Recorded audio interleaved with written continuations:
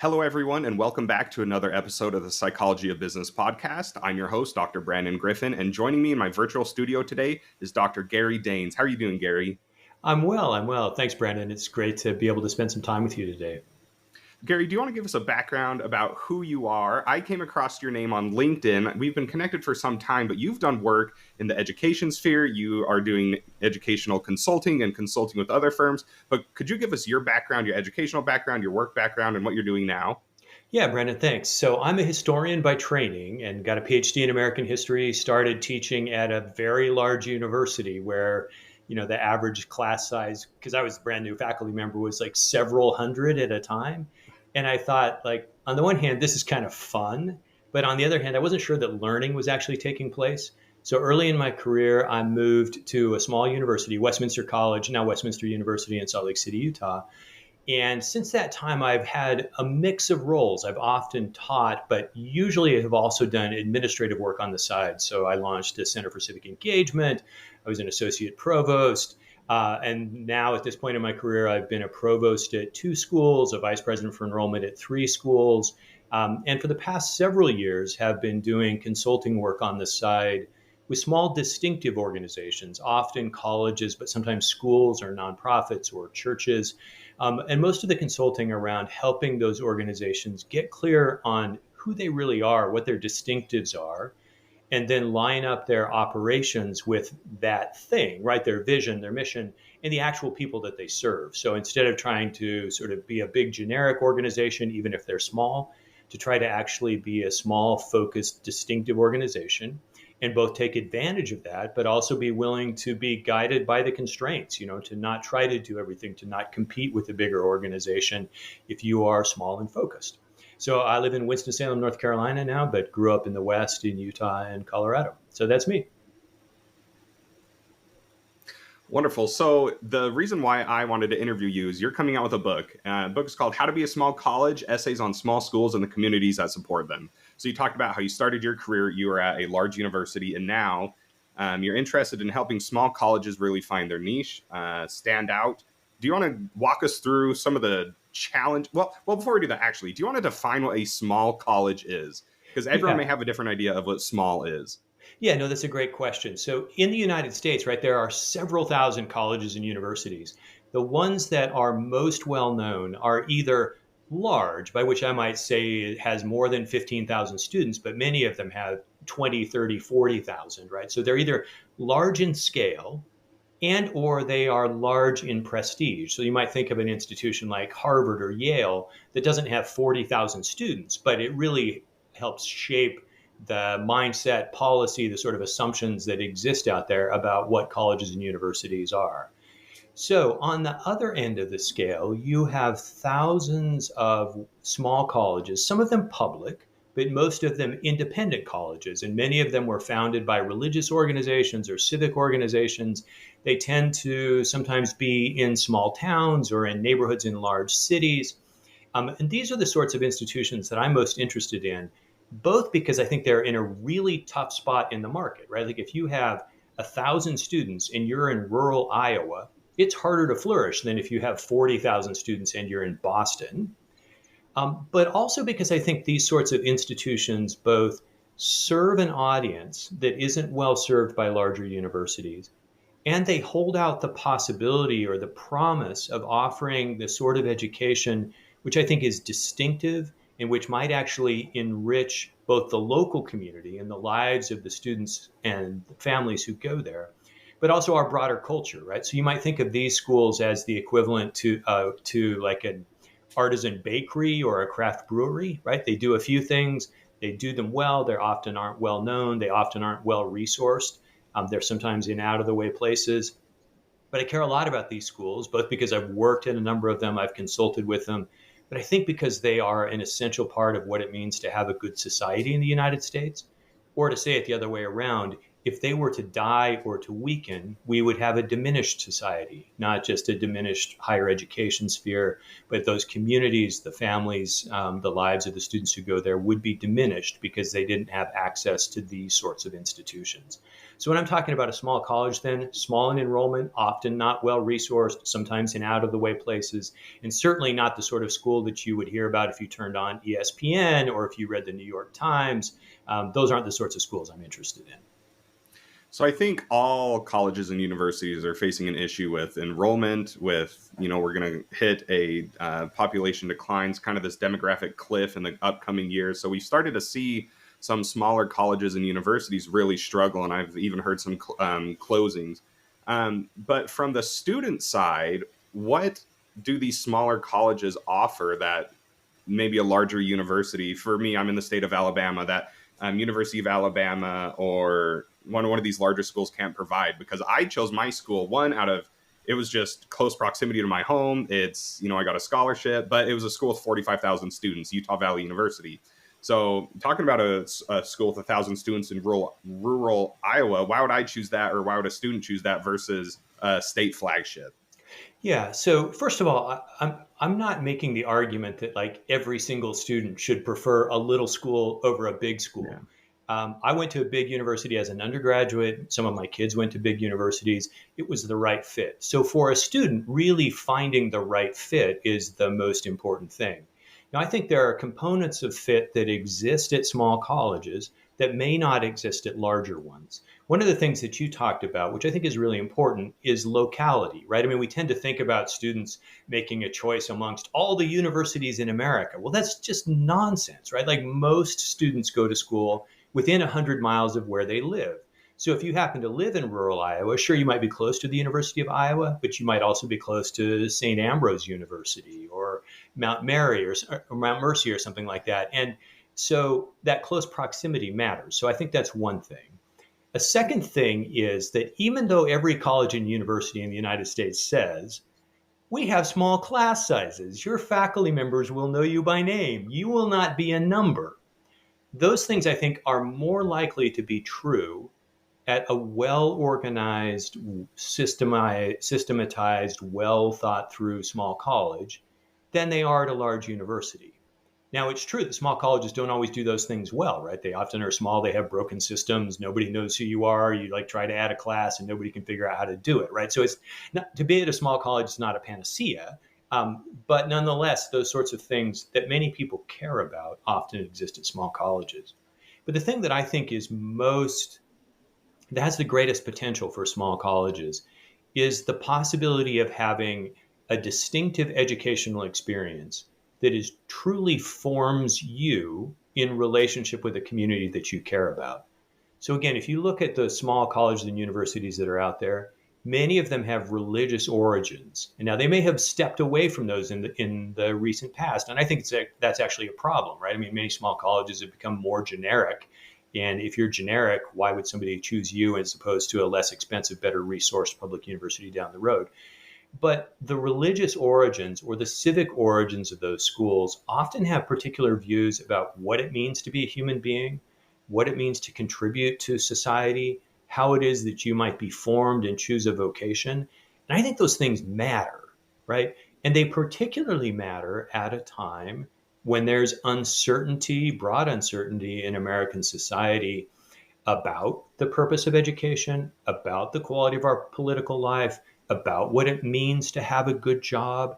And I think small institutions have a better shot than big ones at answering those questions in a way that seems authentic and distinctive for the people that choose them. And I guess the last thing I would say about that is that, small colleges are by definition not a place for everybody. So if they do a good job of saying like, we do this thing, but not that thing, then hopefully students are making a better choice up front. So they're not getting a semester into school and thinking like, why the heck did I decide to go here? I should have gone to that other place. So I think all those things are reasons, right, to care about small colleges, but because they're local tie, because they do certain things well that human beings desire, especially when you're 17 or 18 years of age, and because they have the opportunity to offer a sort of formation or a distinctive form of education that might in fact be essential, not just for the lives of their students, but also for the broader society. So for a school, let's get down to some of the financials, because I think every school has a greater, broader mission than purely making money paying its bills. But that's the financial reality. Yeah. So one thing that you highlight in your book, you say that you don't want, or smaller colleges shouldn't mimic these larger universities. But if finances come in through tuition dollars, maybe they're not funded by the state, maybe they don't have some large endowment that they can draw from. Obviously schools are going to want tuition dollars to come in, but why don't you think colleges should mimic the playbook of these larger universities? Yeah. So, I mean, it's not the case that small schools should just like look away from large universities, because they're actually sources of real innovation, right? And excellence. And many of them have like really deep ties to the local community. So small colleges ought to pay attention to and copy those things. But I think there are a couple of things that if small colleges copy them from large universities, they will both weaken their distinctiveness, but also weaken their operational ability. So, for instance, on the enrollment management side, large universities have a broader reach than small colleges. So, like down in the weeds, they buy more names, they try to recruit more students in, they have a more sort of a more well articulated apparatus for trying to get students from all over the United States. Lots of small colleges have copied that, right? They spend hundreds of thousands of dollars a year with enrollment consultants to try to enroll 200 first year students. That's not because they think it necessarily makes a lot of financial sense, but because they feel compelled to sort of follow the best practices of larger institutions. So I think that's one piece. A second thing is that small colleges sometimes look at large universities and try to offer all the things or most of the things that a large university has. Right? So like you'll go to a small college campus and you might get a tour where the guide says something like, we have 75 majors and 50 clubs. And if we don't have a club you like, you can start a club. So maybe that's appealing to students. I think it was more appealing to students 20 years ago when like students really wanted choice, when choice was seen as an attractive thing. But in our culture today, like too many choices is negative. And if you're a first generation college student and somebody says like you got 75 majors to pick from and 50 clubs, you're probably going to say like, how do I pick? So that's, in terms of like aligning with actual students, that's a problem. But operationally, if you have 75 majors and 50 clubs and you have 1,000 students, you are operationally inefficient, right? That means you have a whole bunch of small majors or you have two big majors, right? Like you've got business and social work, and then everybody else has like 5 majors. Well, that's not an effective way to run your institution. I think another thing that small colleges do because they are trying to be like big institutions, but probably isn't wise, is their organizational structures tend to mimic large institutions. So at a big university, you might have a senior staff, right? A cabinet of a president and 7 vice presidents. But their salaries, all told, might be like 1% of the operating budget. I know lots of small colleges that have a cabinet that's exactly the same size as that at a large institution, but their salaries take up 10 or 15% of the operations.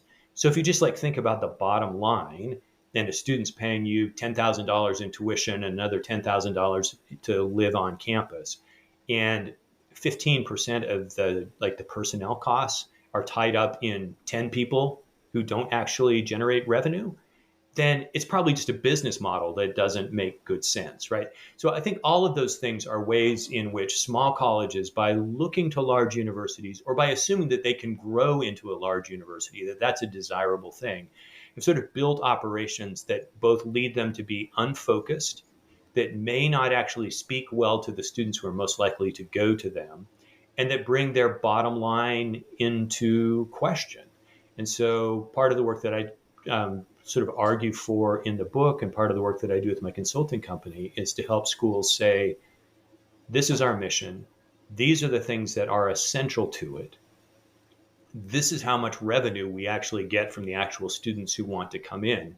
How do we line up the essential practices with the revenue that we have? And if those aren't in alignment, you've got to find creative solutions, right? I mean, we're starting to see this now with mergers between small colleges, or whether they're like merging the back office, right? Like if you have two colleges with 1,000 students, you probably don't need two chief financial officers or two provosts. You probably need one. I see that as small institutions trying to line up their operational realities with the actual enrollment and revenue situations that they find themselves in. And hopefully that's good for them in terms of being distinctive and viable as well. Hmm. So if a school is really trying to find their thing, if they're trying to find their strength, they want to emphasize it, either it's, a couple programs that they have, or maybe it's the location. How can you help a university in your consulting work? Or if I'm a leader at a smaller college, how can you help me find what we're distinct at that we need to focus on? Yeah. So I think there's a couple of things, right? Small colleges, because of their histories, and especially those that were formed as liberal arts colleges, are sometimes uncomfortable with like the actual world in which they find themselves. So today, a very high proportion of students that go to college, including small colleges, want to study what they see as a major that leads to a profession. And a school that thinks of itself as a liberal arts college might think either that's not good, or we can't possibly offer a business major that's as good as the business major down the road.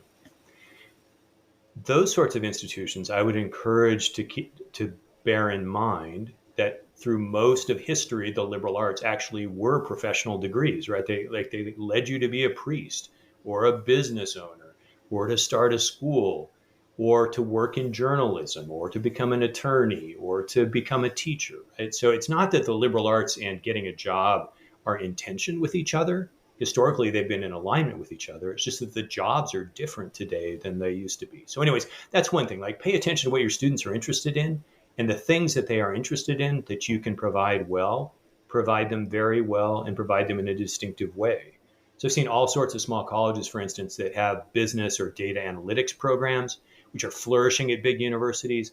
They flourish for a different reason at that small school, because they might have a richer ethics component, or a more well-defined practice component, or an internship, or the sciences where undergraduates are like in the lab actually doing science stuff as sophomores instead of as graduate students.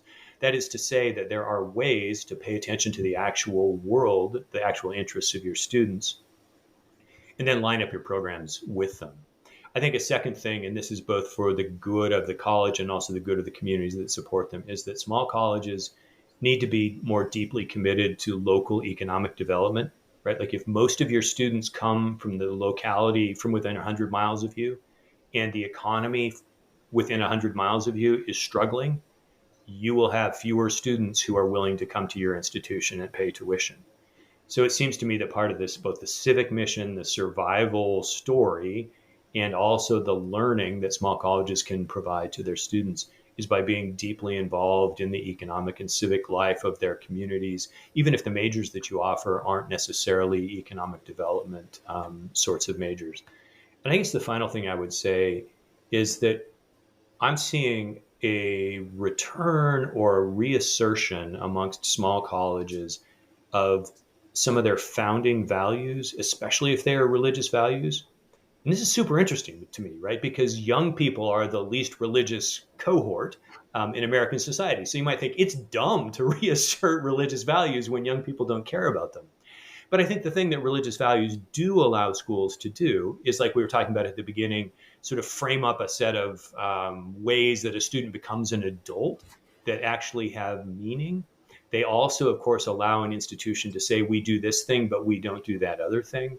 And many of them actually translate richly both into the curriculum and into student life. So I see that as kind of a thing that will be resurgent in the United States in small colleges, is a sort of a recommitment, if not to the founding denomination itself, at least to a set of values that are rooted in some kind of ethical worldview, and that go deeper, that hold students to a higher expectation, that hold faculty to a higher expectation than just, hey, go to college, you'll explore some stuff and become a good person, or hey, go to college, get a job, make a salary. So I think in as much as small colleges can do those things, it helps them both focus, it helps them create the environment in which they can flourish, and hopefully it allows them to say, we do this thing and we don't do that thing. And here are the reasons we don't do that thing. You posted on LinkedIn about religions and colleges just recently. I don't know if that was a chapter from your book or just a short little excerpt you're writing about. But why, as a historian, why did these small colleges move away from either their religious origins or abandon this religious background that they had? Yeah, so a whole bunch of complicated reasons, right? Like one of them is that religious denominations, especially the mainline denominations that founded a lot of schools, like Methodists, for instance, have been in decline in terms of membership for a long period of time. And Mhm. because of that, just on the practical side, they have often reduced both the funding that they can share with schools that are associated with the denomination and also sort of the level of commitment to those institutions. So that's one side. That's like the church side. In the places where that hasn't happened, schools have retained a stronger religious culture and a stronger tie. But the other thing is that schools made a set of decisions, and this was, I think, really prevalent between, say, like 1985 and 2010, 2015, to distance themselves from the religious origins of their schools. And they did this for a bunch of reasons, right? Like I said, the religious denominations were in decline. Colleges often read a religious commitment as something that might chase away a bunch of students. And that was a period of time when college enrollments were growing, right? So if the market is growing, you want to do everything you can to entice as many people as possible to come to you. And so lowering barriers to entry is a way to do that. Now that enrollments are declining, though, saying, like we talked about before, like, hey, come here, it's like good for everybody. We have lots of things, probably isn't going to attract students because they can get that same message at a larger institution. So I think that's part of the background that is leading schools to sort of reassert their founding values. You need to be distinctive about something. This isn't a bad thing to be distinctive about, especially if you can translate it in a way that goes beyond your denomination. So I had an exchange with a colleague on LinkedIn after I made that post who has worked at a series of Methodist institutions, and they've done a good job of translating some of the founding insights from John Wesley into language that's attractive to students of all religious backgrounds or none, because it speaks to like how it is that as a human being you grow and become ethical in relationship to other people. I think students are hungry for that, or at least they dislike the absence of it, and so it's worth a shot. Yeah, and I think one example of this is, growing up in Utah, I was a fan of BYU, Brigham Young University, and right now, Brigham Young University, which is the flagship school for the Mormon Church, the Church of Jesus Christ of Latter-day Saints, their starting quarterback is Jewish, and that's kind of been a big story right now of how, you have this religious school, which is, high 90% LDS versus starting quarterback, the most popular person on campus is Jewish. So Yeah, I think that is a distinctive advantage, colleges can have. But I want to switch gears a little bit. yeah, So sure. we've been talking about some of the distinctive things that schools, these smaller colleges can have, how they can embrace their roots, how they can really focus on the economic development of the community, how they can be good at some, just their key competencies. But what challenges do you see facing small colleges going forward and also the broader educational landscape? Sure. So let me start with the broader educational landscape, right? It's so you mentioned earlier, like the demographic cliff, that is a decline in the number of students who are of age to graduate from high school. And that is certainly a concern. Though, if you look at the trends, when the number bottoms out at about the number of high school graduates that there were in 2004. And so, like, a lot of these schools were doing fine in 2004. So it's not that the decline in the number of teenagers is like the absolute cause of crisis. Okay. Um, but one of the things that is contributing to crisis is that there is a declining proportion of those students who want to go to college there is broadly in our culture, and it's true across the political spectrum, an increasing distrust in colleges and universities, or an increasing skepticism about the value of a college education. And during that period of growth, many schools leveraged every penny that they had to build new buildings. So they took on a lot of debt. So you've got this situation where there's a decline in the number of students who are graduating high school. Of them, there's a decline in the proportion who are going to go on to college. There is a broad consensus in society that going to college isn't essential, or at least there are many really good pathways that don't require you to go to college. And you have schools that have built a business model that really was based on assumptions of growth or increases in revenue year over year. So those things together are pretty poisonous. And they're pretty poisonous not just for small colleges, but also for smaller non-flagship public institutions, right? Who are, regional universities are, their enrollments are declining rapidly. Enrollments of public institutions in sort of non-cool places are declining as well. So it's a whole sort of constellation of issues that are facing not just independent colleges, not just small colleges, but colleges in general, except for those ones that we talked about at the beginning, right? Like University of Alabama is going to be fine. Harvard will do just fine into the future. Western Governors in Southern New Hampshire, they seem to have got it sorted. It's like all the others, non-prestigious, non-wealthy, don't have the best football team in America. Um, Probably a moment of concern. Mm. And do you see anything specifically for small colleges? Because I think those impact, all universities and colleges. But do you see anything beyond that for the small colleges?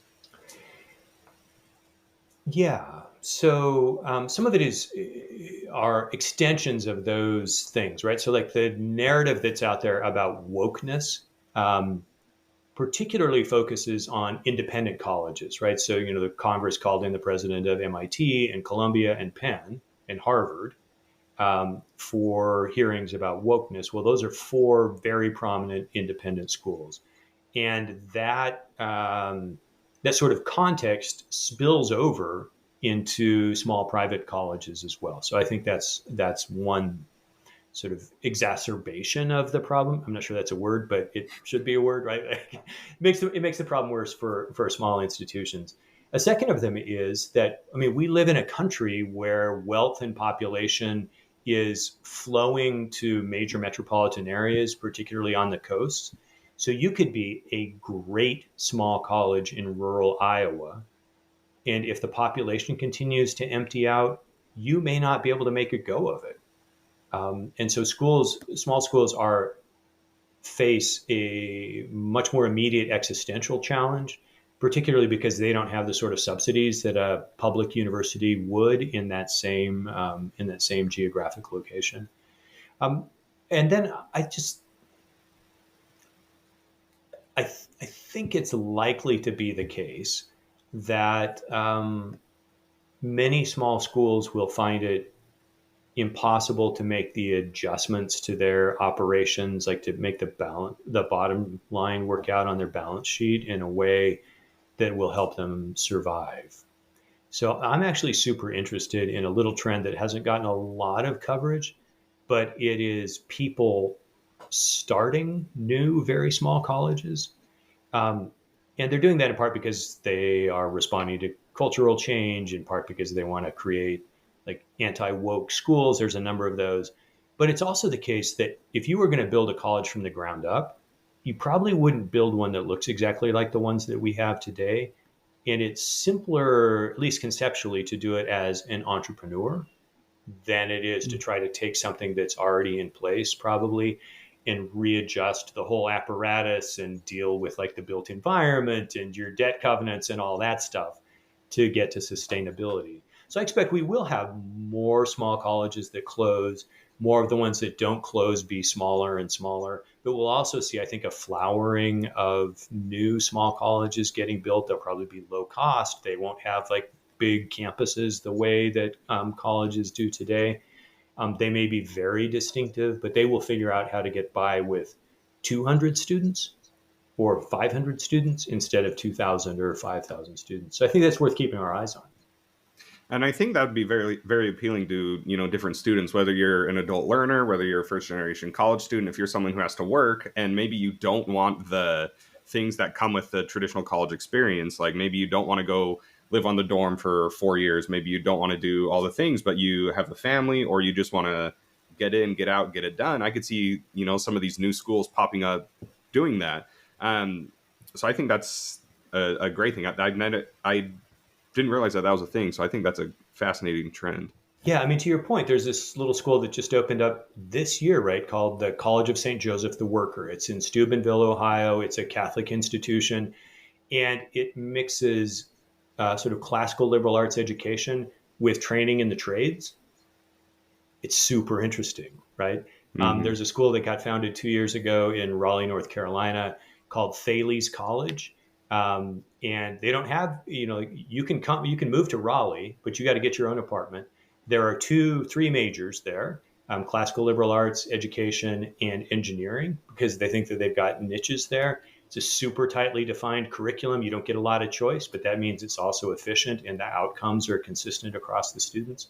And they don't take any federal financial aid, right? I mean, they've been able to price it in a way that they think it is affordable for students without them having to borrow. So, uh, like little, it's not like little, it's not like there will be 10,000 tiny small colleges all flourishing. But as is often the case, if you look for innovation on the margins, you can find it in ways that might influence sort of more mainstream practice.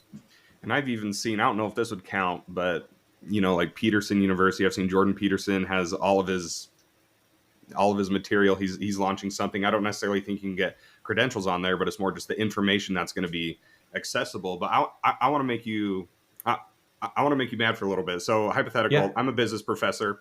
I do think having a well-rounded education is good, but if students are tying the college degree to specific outcomes, why don't we just jettison liberal arts? Why can't I just immediately take a marketing class? Why do I have to take history? I'm not going to be a historian.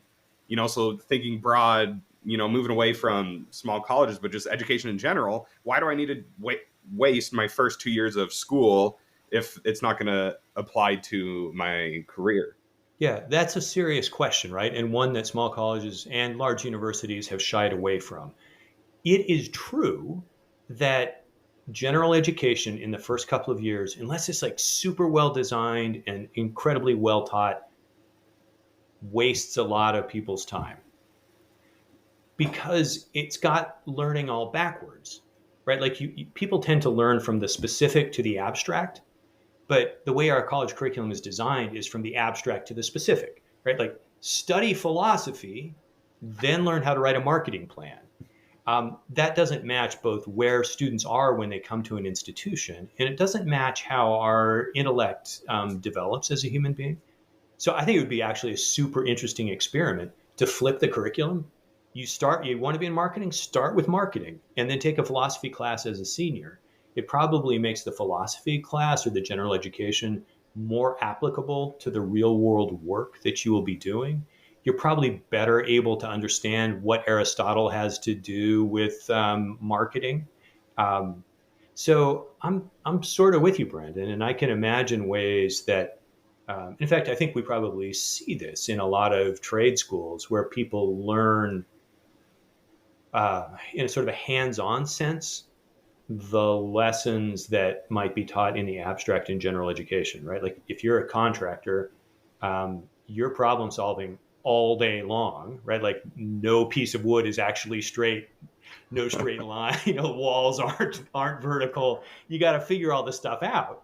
And doing that work with your hands and your mind ultimately, I think, leads to habits of mind that are useful in civic life, in reading literature, in thinking about moral questions. So I'm not actually all that opposed to the thing that you're proposing.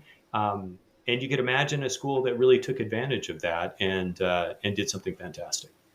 Well, I think it'll be exciting to see what happens with small colleges, what happens with the broader educational landscape. But before we end this interview, I ask I ask everyone the same question. Based on your LinkedIn, based on your background, it seems like that you've achieved some professional success. If someone wanted to be successful in business, or in your instance, maybe in educational administration, what advice do you have for them?